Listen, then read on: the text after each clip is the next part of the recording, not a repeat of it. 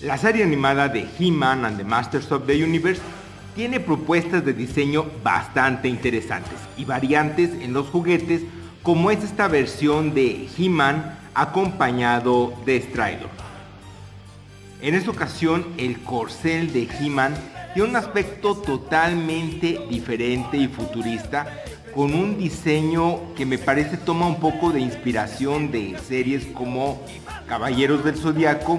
por las formas y el diseño de algunos de los componentes, además de los grabados que tiene en las extremidades. En la parte frontal tiene un diseño bastante futurista que, en mi parecer, pareciera una toma de una turbina o de un reactor. En la parte posterior podemos apreciar a He-Man y a Stridor totalmente listos para la batalla, y un detalle bastante acertado es tener un espacio